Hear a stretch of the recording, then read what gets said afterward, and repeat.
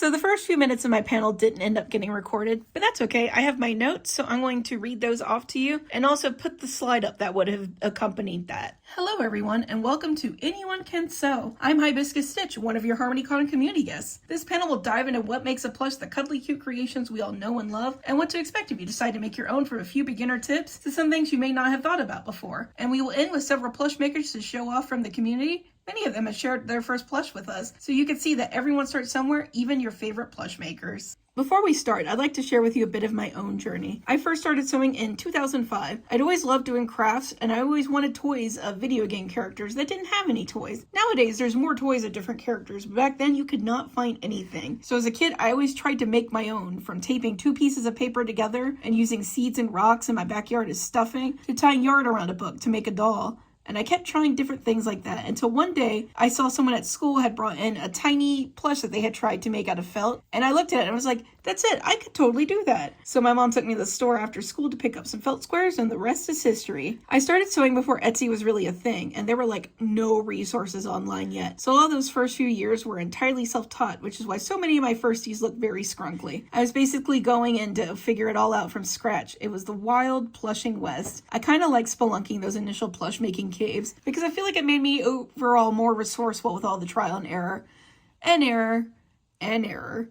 Over the years, plush making got a lot easier, and it was easier to visually grasp how to break something down into shapes I could fit together. In 2015, I got my first embroidery machine, which helped me do my very first convention. This Biomon here was actually the first eye embroidery file I designed myself, and this was my first small eclectic convention table. And in the almost 10 years since then, I've been growing and improving and failing and retrying, and here I am. This was my Ponyville Cider Fest 2023 table, which was my most recent con at time of writing this panel. It's definitely come a long way since the first table that I had. It's been an amazing journey from my first plush, which I'm going to show you right now, purely to encourage you, and I swear not to terrify you. It's this link here. If I was more tech savvy, I'd insert some screams. This was the result of that first felt square shopping trip. He's horrible with 2 marker, different colors, weird stitches everywhere, and he's just so bad. I do actually still have him. I don't bring him with me because he is fragile, as you can probably tell from this picture. He is barely holding it together. I recommend keeping your first plush or art endeavor because it's such an inspiration to look back upon your first and compare it to what you're capable of now. And here's some of my more recent years plushies. Yes, this was just to get Link off the screen. He's horrifying, but he's why I can say with confidence that if I can sew, anyone can sew. All right, let's get into it. The hardest thing about sewing, or any project really, is getting started. It can be so easy to hype yourself up when you want to start something. It's really fun to get all those supplies and dream about what you're going to do with them. But then once you get it home, then there's the reality that you actually have to use them. So that's where a lot of items get abandoned, and eventually they gather dust and you pass them off because the reality sets in that it's going to take a lot of work to use those items. It can also be discouraging if you don't know where to start and you don't know what to get, because it can be overwhelming just to see everything.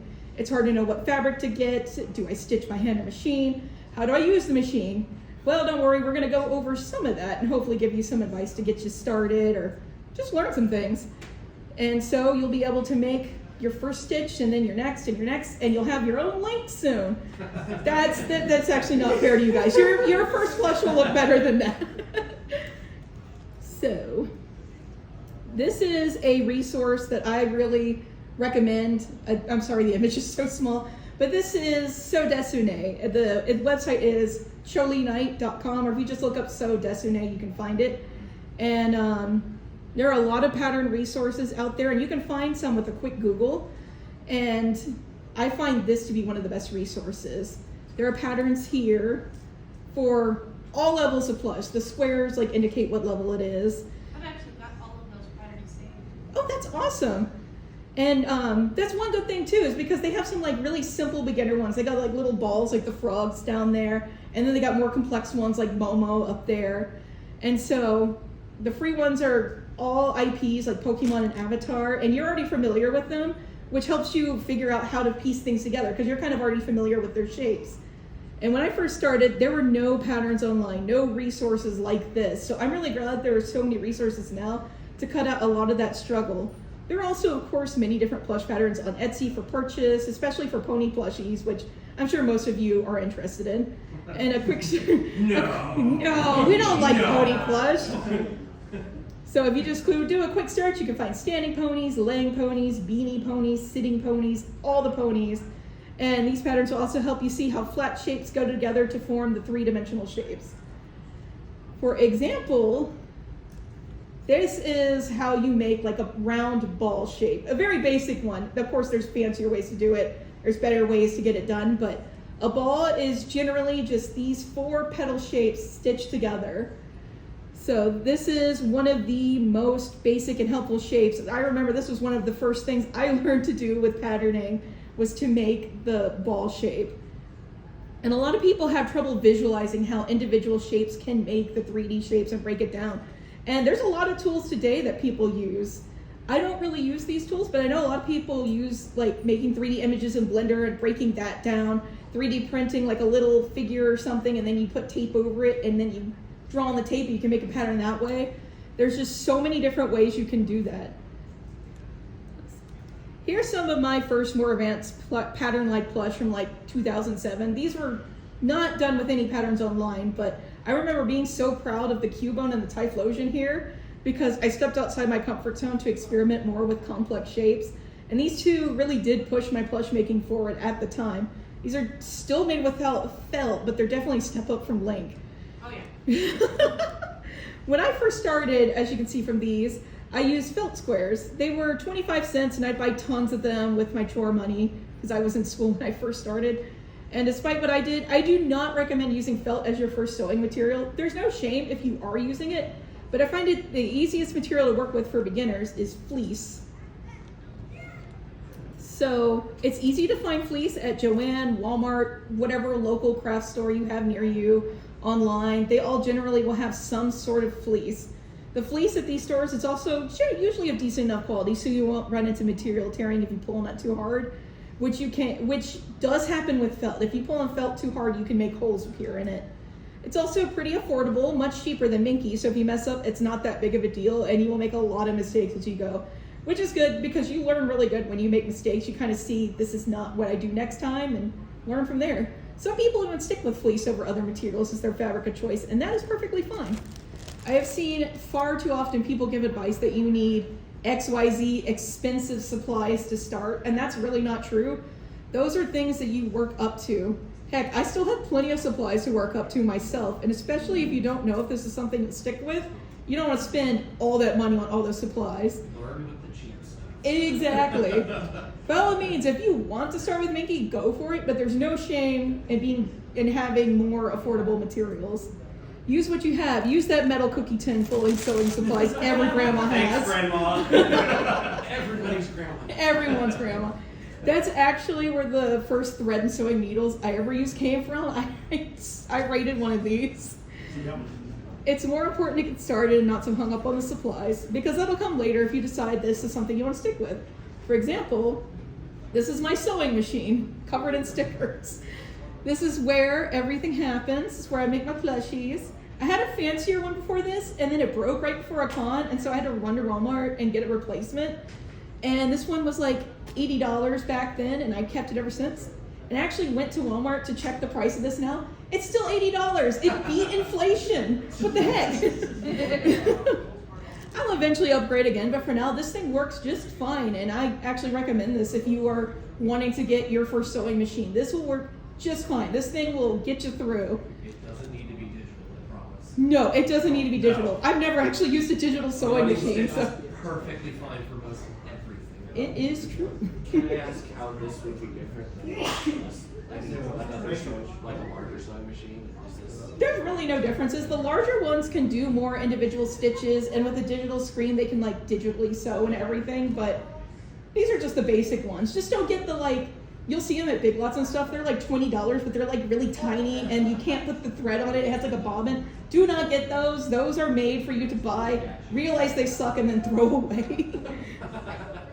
Most people do actually start out hand sewing, which is what I did too. I've heard a lot of people say they're intimidated by sewing machines, and I totally get it, because I was too. I stuck with hand sewing for years because of that. A lot of my very first Minky plush were actually still hand sewn because I was just so nervous about the machine. like all things, it just takes practice. And one thing to consider with a sewing machine is seam allowance. So this is a sew dessiné pattern right here. And when you're using the machine, you will stitch into the fabric a little bit. You can kind of see on the ears how there's like a bit of fabric right here. And on the pattern here, you can see where the stitch line is. That's what your stitch, and then there's some extra fabric hanging over. It's just when you're sewing on the sewing machine, you can't just stitch right along the edge like you can when you hand sew. So it's important to, I lost my place. Okay, most patterns you purchase or use for free will already have the seam allowance on there. So that way, you know, you just cut this out and then you'll stitch into it a little bit. You can see the edge of the pattern here and the line there, like I showed you. And when you stitch this way, you also go in a bit further on the corners, like shown here. So you'll want to snip portions of the fabric at the corners. So this is a tutorial made by Me Plus You. And so you can see here on this one, when you stitch in, there's all this extra jump space of Minky. And so that right there will cause tension on your plushie. So it'll look like this right here. And so what you do is you snip in all the way as close as you can to the stitching, and then it'll make it nice and even. So if you ever see anything with like nice even lines and not scrunkled, that's what happened. I know a lot of people will take this, and what they'll do when they see this is stuff it really tight to try to make it like fill out. But if you just snip those corners right there, you'll save yourself a lot of headache. And this is something that a lot of people don't know and don't realize for like way long, myself included. I didn't realize this is why sometimes my things were looking wrinkled until way later. So this is an important step on your learning process. And there's no wrong way to experiment when you're making plush, so just experiment and see how it looks. It's on like any kind of sharp corners, or it's going Basically any kind of sharp corner, anywhere where you think there might be some tension on the fabric, if you just snip a little bit, and you can always experiment. So if you sew like something and you snip it and it looks good, you're good. If you turn it inside out and you realize like, oh, there's some tension here, just turn it back inside out and snip it. So that's a little bit of advanced technique, or not really technique, but an advanced like step in the sewing process, but it's really useful. And this How pedal, close- I'm sorry, I don't mean to interrupt. Oh, no, How you're close are you fine. comfortable getting to cutting up to the seam? I cut like literally right up to the thread. I That's leave right. like a hair. Okay, alright. If it You're within a rips- few cents. Yeah, if it rips, you can always just turn it inside out and sew it again and then go back in, so. Or hand sew it. I've accidentally snipped too far in before, but it happens to everyone. And also, this panel will be available online. I forgot to record the first like 5 minutes, but that's okay. What I did record will be available online. And then I accidentally went back to the beginning of my panel. I'm doing good. Okay, on the topic of supplies, it's everyone's favorite plush fabric, Minky. I started using Jen Cuddle, yay! I started using Minky a few years after I was using fleece. I kind of towed into it as I could afford colors, because Minky is much more expensive. It's like, it could be anywhere from $12.99 to like $20 or so a yard. Yeah. It's gotten crazy lately. It has. It's gotten crazy. lately. There is a learning curve with Minky. I do love the softness and professional look of Minky, but there is a learning curve with it because there's a few things that will become very important to pay attention to. This stuff does apply to fleece, but with Minky having more of a pile to it, it's more important than ever to pay attention. So pile is a word for the raised surface or nap of a fabric. So like what makes it really soft, that's the pile. It's just like when you have little fabric fibers sticking out. With fur, you have a really thick, long pile, so that's easier to see.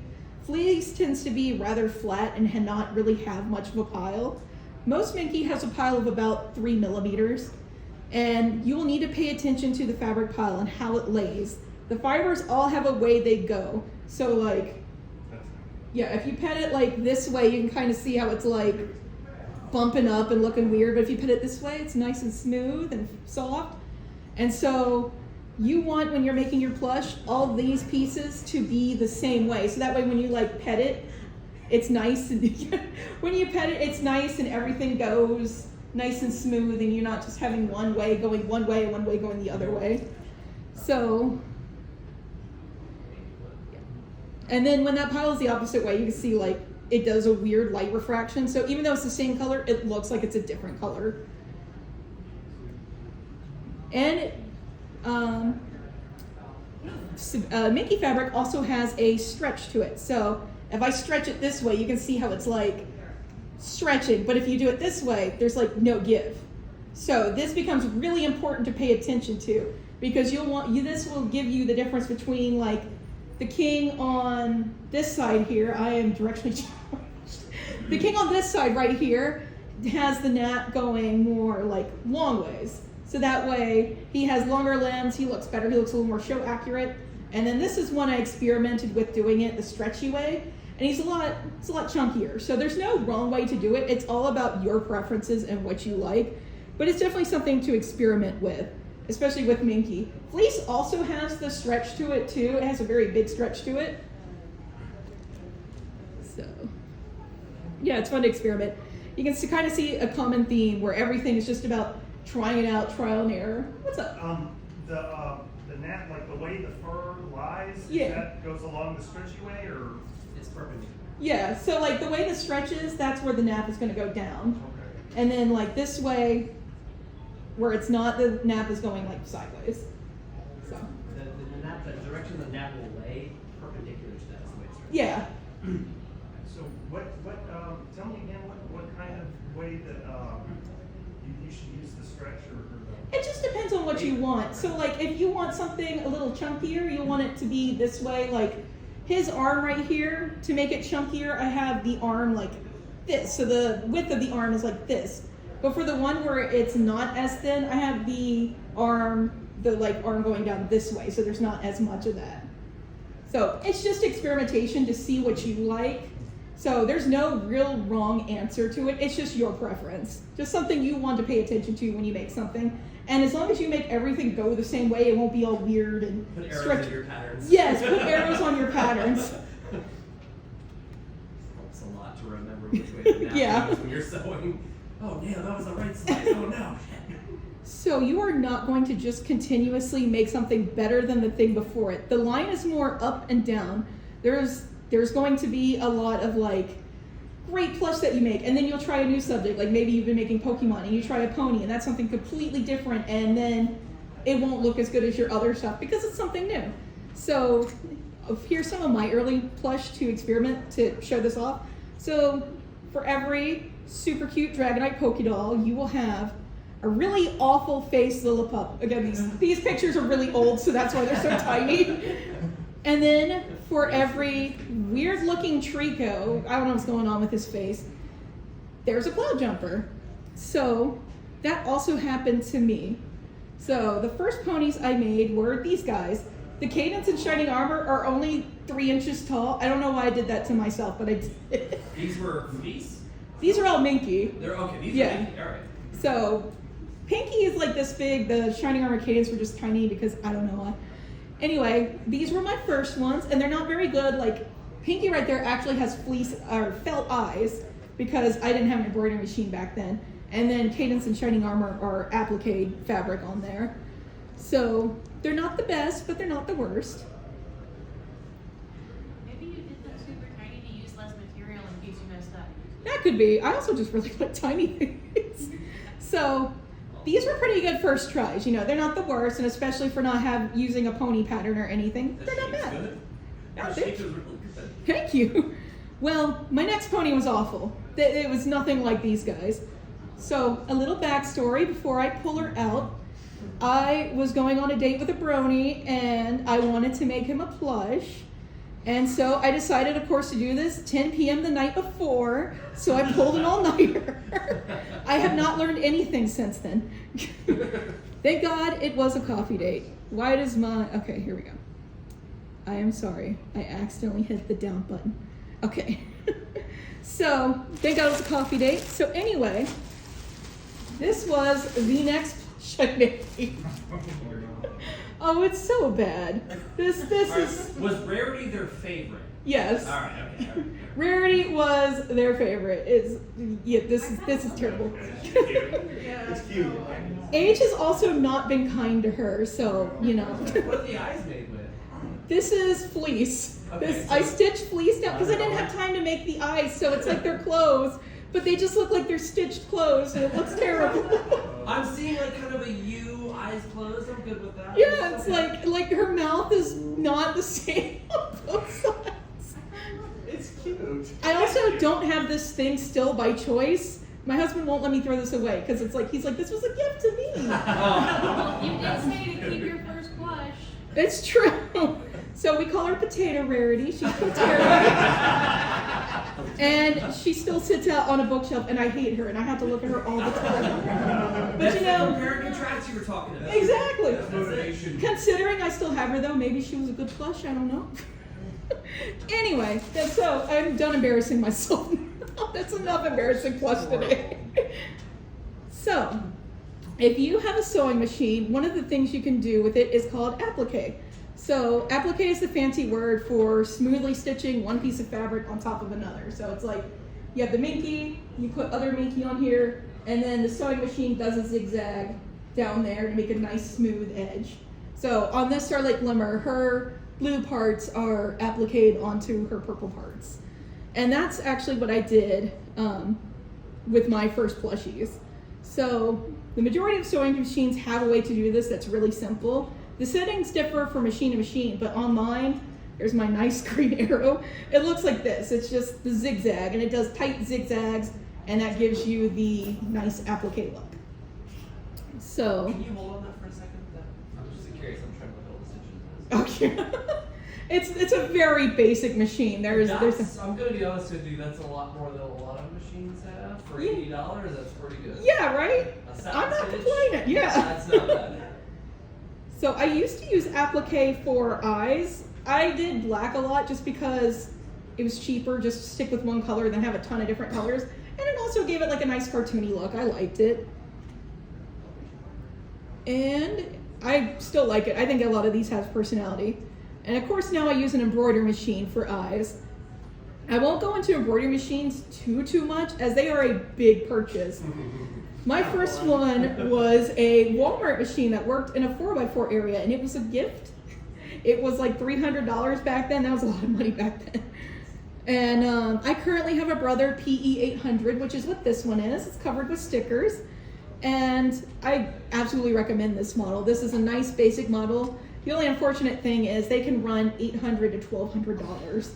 Then that's for like the basic models. If you want to get into the fancier ones, thousands and thousands. They're expensive. What's the difference between the cheap ones and the expensive ones? It's gonna be the hoop size. Hoop size, basically. That's it. That's really what it comes down to. Yeah, like this one is a 5x7 size, and I use that to make like my beanies and the eyes on these guys and everything, and it does pretty much everything I want.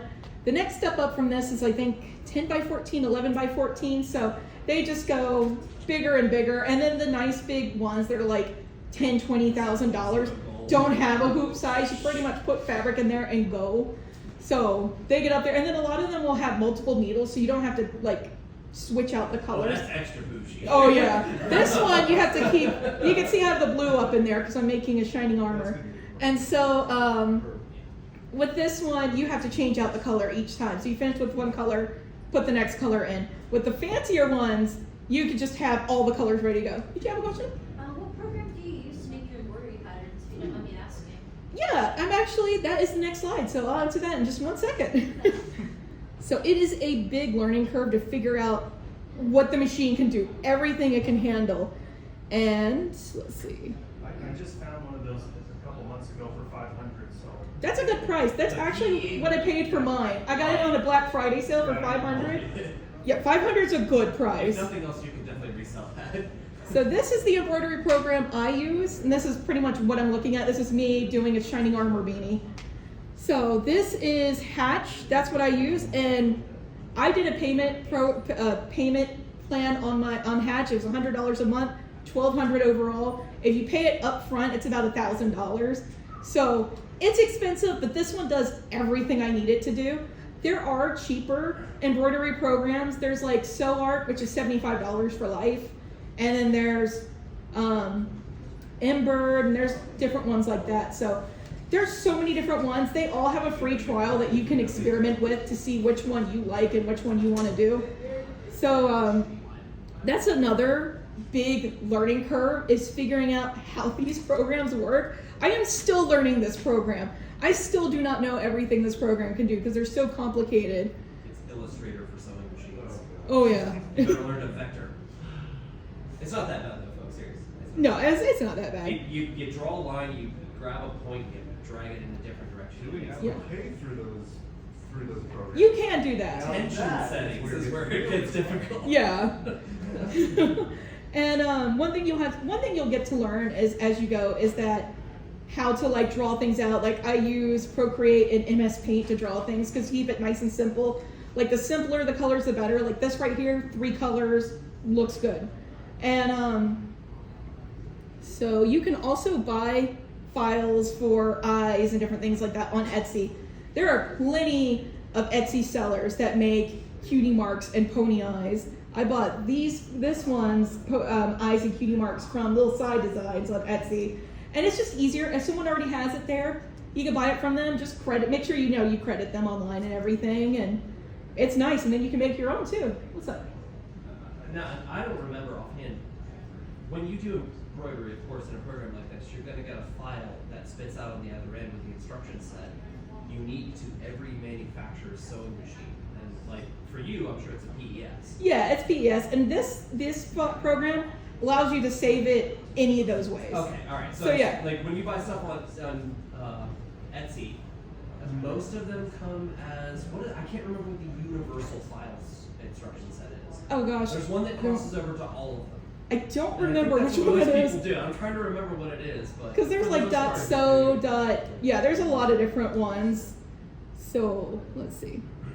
Also, a lot of people make what are called in the hoop plush.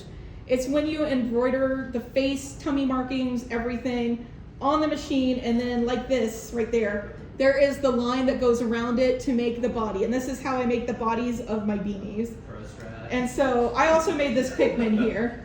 So the Pikmin body, head, it's all one piece on one piece of fabric, and then the eyes, the headstock and the nose is on another piece of red fabric, and then the leaf I just cut out myself.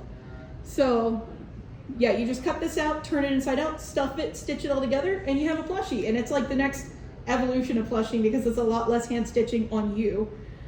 I know I probably explained that poorly, but you can catch the drift. There's a ton of these files on Etsy too, from like keychains to plushies to everything, and they're great ways to make something that's smaller with a little less wrist strain.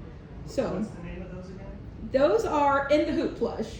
So if you see someone call it ITH, that's what they mean. So it's just a plushie that's sewn entirely in the hoop, and then you just do all the hand stitching. So getting an embroidery machine is what gave me the confidence to do cons. I had always wanted to try them, but I kept finding excuses why I couldn't or shouldn't do them. But getting an embroidery machine made a lot of those excuses no longer work, so I had to do them then. So I've been doing cons for 9 years now. This was my MagFest 2022 booth, and it's been an amazing journey. And then my first Brony convention was the last BronyCon, which is a really sad time to start doing pony cons. Before that, I did mostly anime and gaming conventions with a furry con here and there. And nowadays, I pretty much mostly do pony with some anime and furry. So one thing I like to do occasionally is make the same thing and see how it improved since the first time that thing was made. It's a common art challenge you'll see on Twitter and DeviantArt where artists will do like a draw that again. And I highly recommend it, especially if you're feeling down on your art. For example, here is the first to sells plush I made in the top corner. I actually made that for Harmonycon 2020. I was doing a lot of anime cons back then, so a lot of my ponies, I tried to do like a chibi pattern because that's just what I was used to. So when I was at Harmonycon 2020, I talked to a lot of people and they told me they liked show accurate plushies better. So then I started experimenting, and because COVID happened right after that, I had a lot of time to experiment. So Yeah. Rip cons. Rip. And you can kind of see how they went. And one interesting thing is this Ocellus right here. You can see her legs are really thin, and that's because instead of having the stretch this way on her legs, where it's stretchy, I have it this way, where like she is now taller than she is chunky. And on the ones below that, you can see I have the stretch, so she has chunkier legs instead of skinny legs.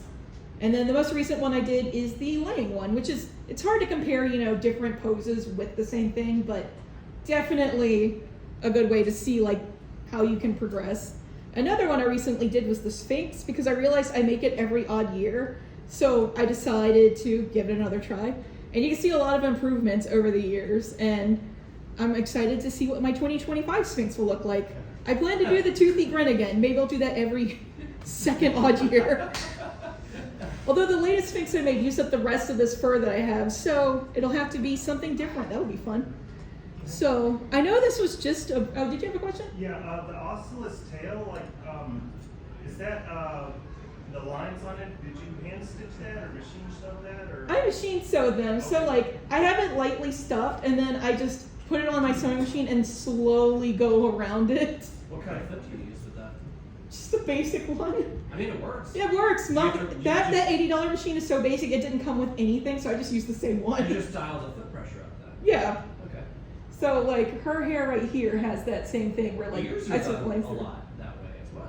I've noticed. Yeah, I've seen ears done that way a lot, and it's a really nice look. So yes, I will have all, like I said, I'll have all this on YouTube. So if you want to, like, my YouTube is just Hibiscus Stitch.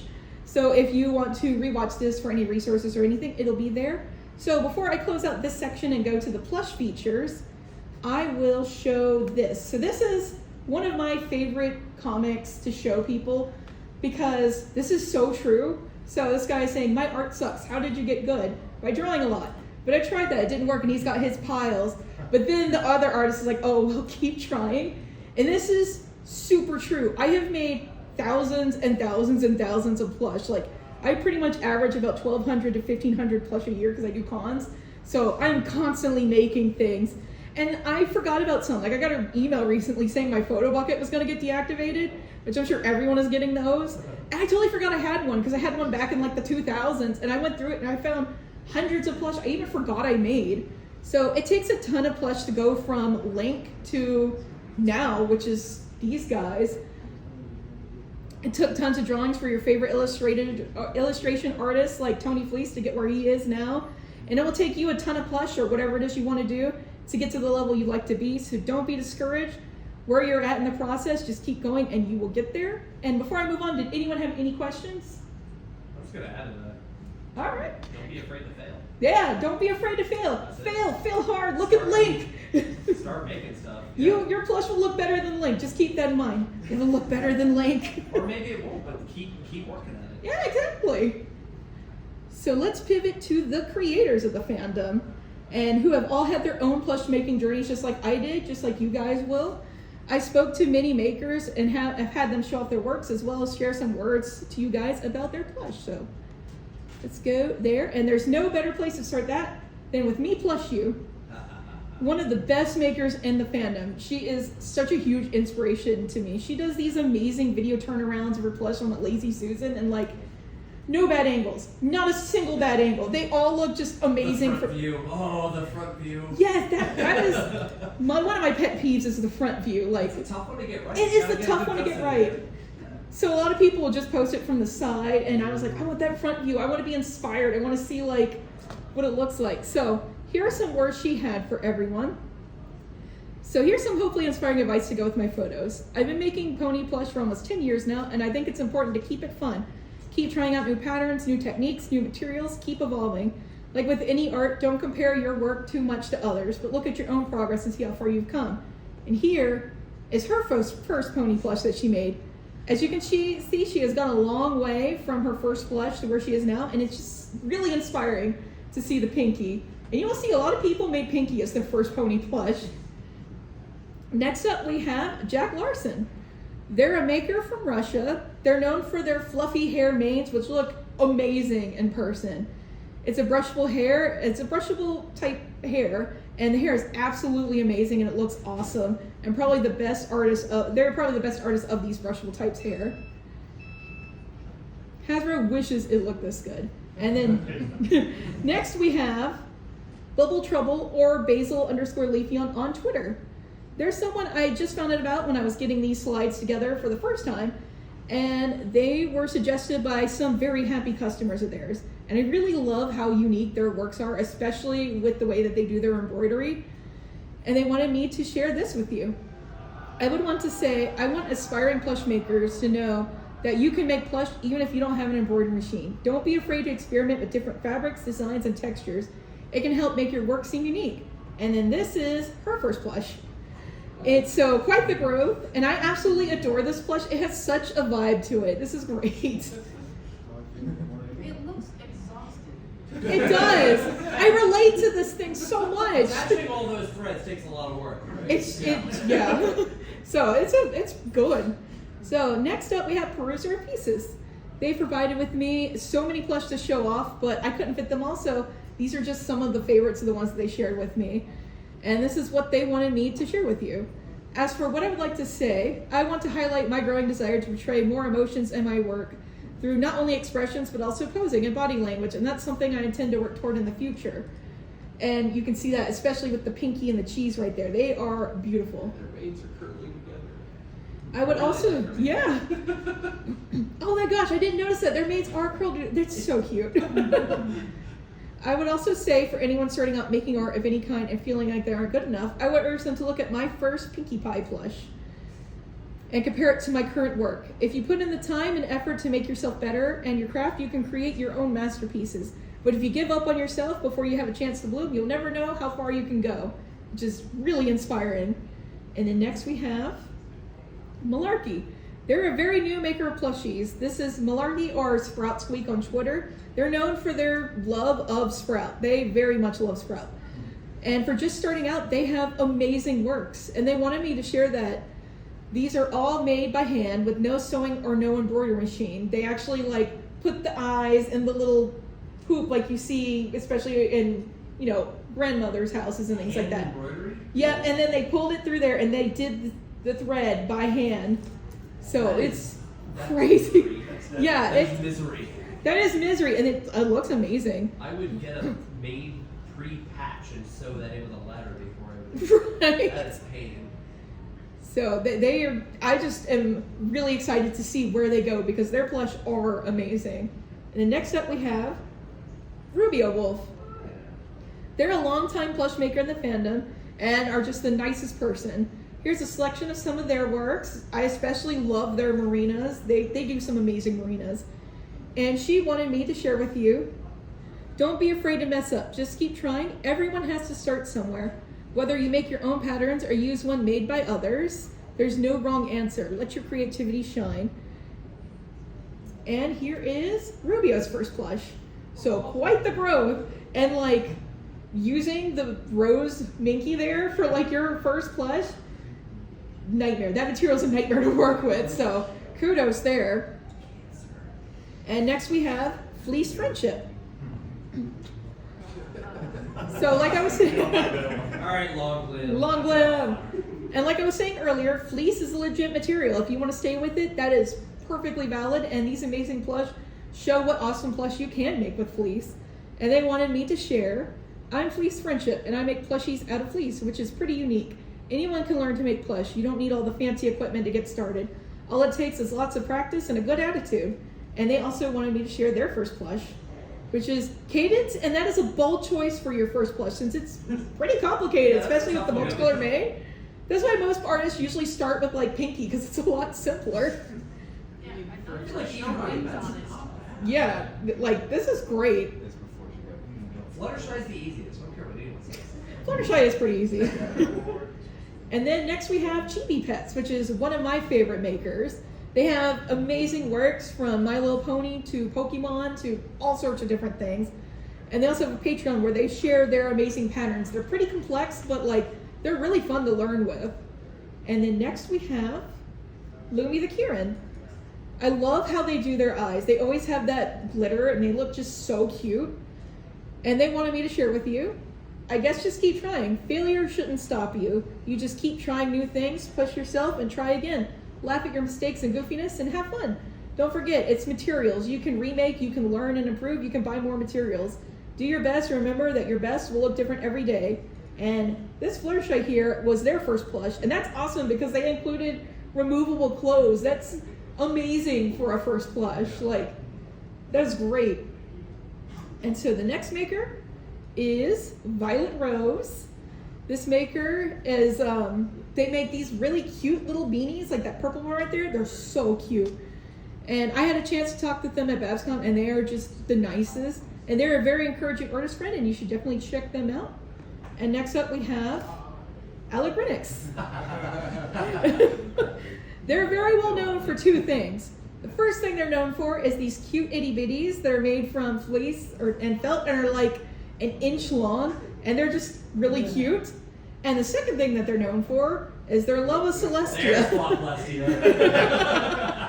The floppiest. I would love at Sequestria Fest, she would like come beside my vendor table and just go like, floom. Celestia would fall on the ground. Beware the hoop. Beware the hoops. Yeah, the rock-filled hoops. And the Chaos Celestia here is actually upgraded from a Build-A-Bear, which is pretty awesome. And they had this to say: you don't need a fancy embroidery machine to make clean eyes and cutie marks, because I don't have one. Fleece is still a good alternative to Minky, and sometimes those official plushies with the nasty brushable names just need a glow up. And also I like Celestia a lot. Words to live by. And now here are some new features. I forgot to write their names on the panel, so this is QT Pony. No, we don't like them. No, no one likes QT Pony. We don't like them at all. He is an amazing life-size plush maker. Like, these things are huge. I mean, some of these things are bigger than life-size too. And they specialize in Fluttershy. People really love his plush and like how cuddly they are. He was actually one of the most requested makers to add to my panel. He also makes amazing accessories for his plush, like the Fluttershy's jacket right there comes off, and the little socks and bows. The bow, I believe, is magnetic. It's so good. That is the person that told me Fluttershy is the easiest. Oh, That's really? all he makes anymore. Yeah, he only makes Fluttershy's. I also like that he's able to utilize both the fur and the Minky for the manes, and they come out amazing. And this Twilight here was his first plush. I wonder who has that. I don't know. She's totally not sitting. Like in your house. Yeah. Yeah, he's the reason I made plush in the first place. So he made a lot of different plush tests before this, and this was the result of all that experimentation. He wanted me to share, if I can make this first Twilight here, then I think realistically anybody can make a Twilight plush. I had absolutely no idea what I was doing, and like Hibiscus, I didn't really utilize any resources either and learned myself as I went. And that, ladies and gentlemen, is the OP pattern. And last but not least is Blackwater plush. Oh yeah. And her plush are much loved in the plush pony community. She also specializes in life-size cuddle plush. All of hers are very big and they're super cute. And they have a very unique look to them. You can spot a Blackwater plush in a crowd, and that's awesome. She had this to share. The first one is always the worst, but also will always have a special place in your heart. And that's very true. And why I still have and love that Link plush that I showed you guys. Love might be strong. One thing I love about Blackwater is she does a cool logo on the hoof of all of her pony plushies, like an artist signature, which is really cool. And also, just respect to those Autumn Blaze hooves. Those things are awesome. So that wraps up the artist feature and our time together here. I definitely hope to feature even more plush artists in the future, so feel free to shoot me a message if you have any plush artists that you would like me to share in future panels. And did anyone have any questions now, or everyone pretty good? Oh yes, what was your question? Yeah, just when you were talking about practice, I'm just wondering. I've heard the expression that bad practice is better than no practice, and like, it's one thing to say, oh, just keep trying, but like, how do you not keep trying wrong? Does that make sense? That does make sense. I don't know if I'm articulating this right. No, you're totally fine. And I know there's a lot of times where like you kind of plateau out and you feel like you were just constantly doing the wrong thing. And so basically the main thing I have found that's good is just to like try something different.